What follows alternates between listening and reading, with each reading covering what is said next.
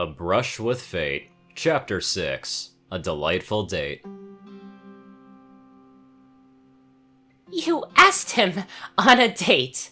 Sister, please. You asked him on a date. He said yes and complimented you. Sally. He complimented you in what sounds like an absolutely adoring way, and you smacked him with a brush. Again! I was flustered. You hit your date with the brush. I was throwing the pillow at him. I didn't realize the brush was also in my magic until... Celestia was now unable to hold back her laughter, soft giggles escaping her mouth, as Luna pouted fiercely at the raspberry pie in front of her. Here, dear sister. I had these made on a whim. Celestia gasped, levitating over a large box. Luna took a rebellious bite of the pastry, then opened the box and glaring at Celestia, who was now nearly falling out of her chair with mirth. Staring at her were a dozen sturdily sewn and crafted hairbrush plushies. Those won't hurt him, so you can smack him to your heart. Splat. Luna grinned in victory as the cream pie plastered Celestia's upper torso, the extra laden dessert slathering her sister from chest to neck to the top of her head.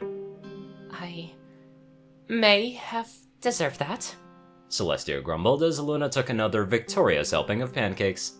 Thank you for your gift, sister. I shall use them in lieu of the wooden ones. I'm sure Steelheart would appreciate that. His pillow armor thankfully spared his poor head, and I won't tease you anymore since you do have your first date in a rather long time. Now, I think you need to go to bed. You've got a date tomorrow.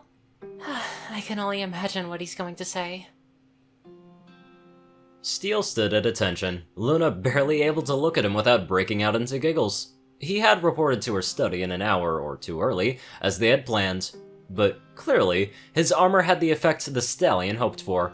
His head and barrel were completely wrapped in pillows, and a shield of similar construction was firmly attached to his left forelimb. "I just wanted to make sure," he finally said with a grin, Luna now in stitches, as she gasped for breath. She managed to clear her head enough to teleport them to the bay, a lovely picnic basket and blanket set out amid some trees. It was only then that Luna hugged her sides in laughter as Steel continued to stand at pillow-covered attention. Seeing her so relaxed that I can make her laugh, I like that. It was such a simple thing. Nothing as dramatic as a pink arrow to the heart or starry eyes in Luna's presence. Instead, just a warm glow at seeing the alicorn happy, her eyes sparkling with mirth and life. It was something that had drawn Steel's attention from when they had first met. It had grown from a curiosity to an understanding. And now, such a thing could grow more. She wanted it to grow more. It was a lot to process in a day, but when such affectionate feelings were already present, just ignored, it was a bit easier to shift such thinking. Especially when she's a friend. Even if we don't know that much about each other just yet. But I hope to change that. Luna finally got herself under control and sat in front of Steel as she wiped tears from her eyes. Steel, you look ridiculously fantastic, she managed to say, now levitating off the helmet as her eyes softened. But could you remove it for a moment? There's something I'd like to address before anything else. He did so, curious as to where this was going, and Luna trotted forwards, actually looking genuinely upset for a brief second. May I give you a hug? Steel blinked at the request, not ever having recalled hearing such a thing from, well, anyone. Of course. As Luna wrapped the guard up in her forelimbs, Steel felt her shiver slightly. I really am sorry about smacking you with that brush. The thought of you causing any harm is extremely upsetting. I wanted to say I'm so very sorry. Gladly returning the gesture, Steel let himself relax for a few moments and enjoying the affectionate embrace. The fact that Luna leaned into him ever so slightly made the stallion's heart skip a beat, especially as her hug tightened. The simple things. Well, apology accepted. No hard feelings. I just prefer to avoid any future brush-related incidents, Steel finally said, Luna reluctantly releasing her hold on him as her normally dark cheeks lightened up slightly. Downside of your color scheme, Luna. I can totally tell when you even have the slightest blush.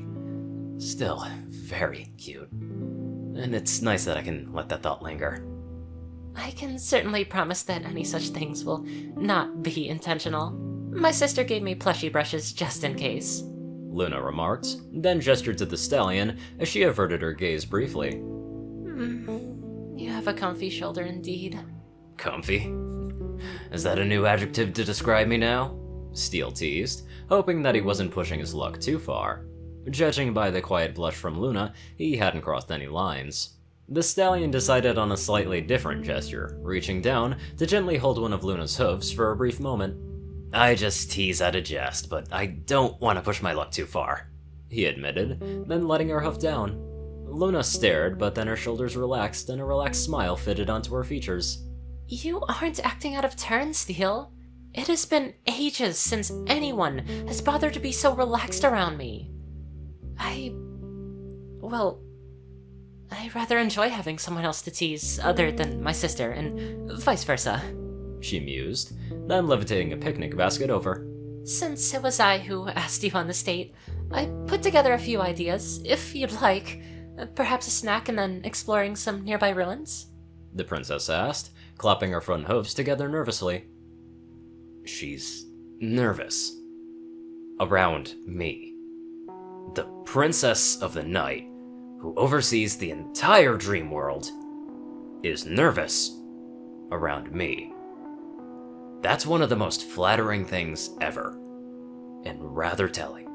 That sounds rather nice, but if I may ask, did you cheat and ask a certain bubbly Pegasus guard about a hobby of mine? Steel asked with a grin, Luna pouting with a nod.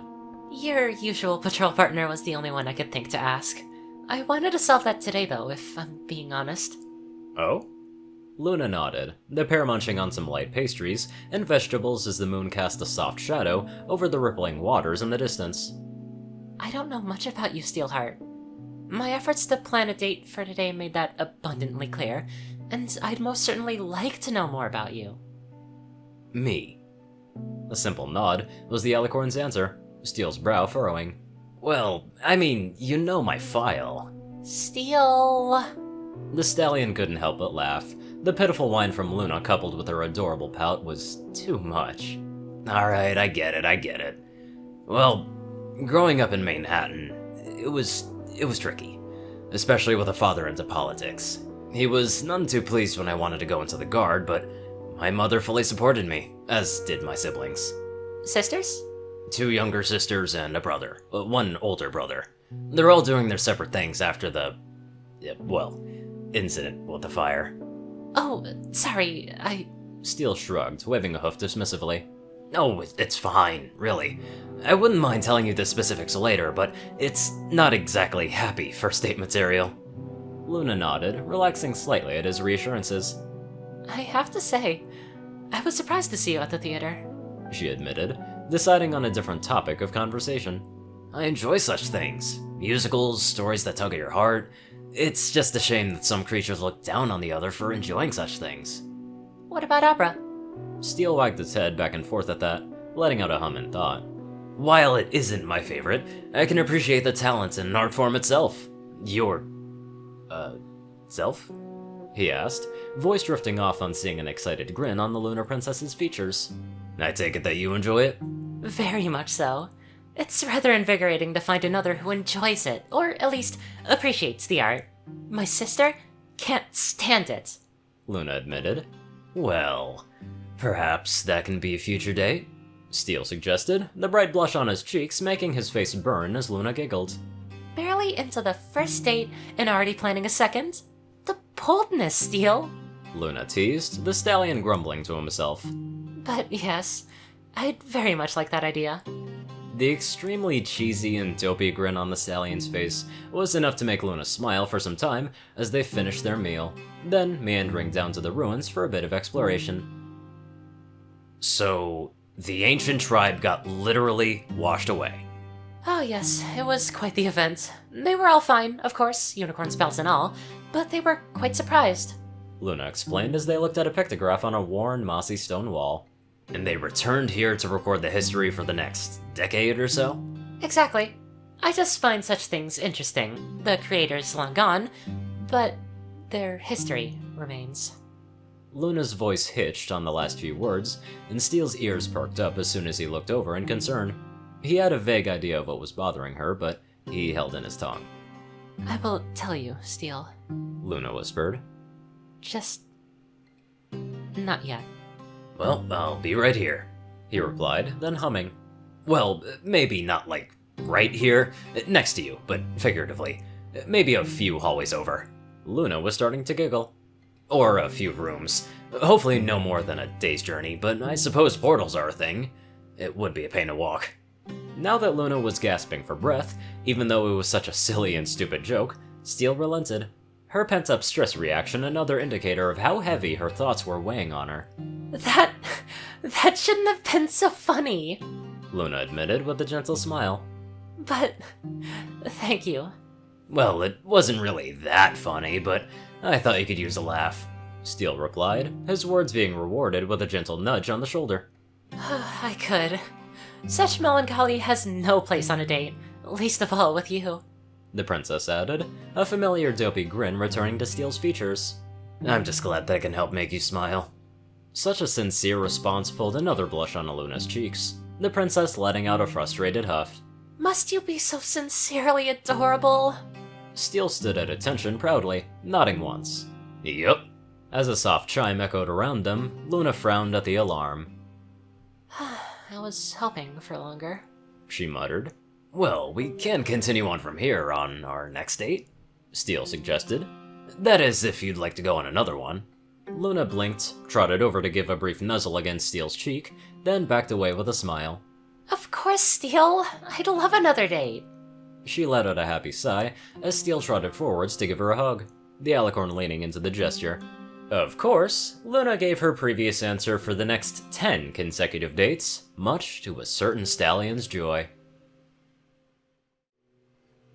My god, it is so gratifying, satisfying, whatever you want to call it. It's just such a nice feeling to know that those two finally went on a date. Now that is true love. Anyway, I'd love to give a very special thank you to my lovable donators. Top donator, Dash of Evergreen, Peter Coulthard, Dresdon, Dospo, RuneScythe9852, CourierCruz CI, Delta Omega, Ryanny Dragonwolf, Dwight Cornel, Gagi, Secret Moon, Tallrascha, Starlight Glimmer, David D. Sanchez, Trey, Pokekiller Zach, Soul Dragon, Dak Britton, Joe Pierce E, and Alex F. Thank you all very much for watching this video, and I will see you all in the next one.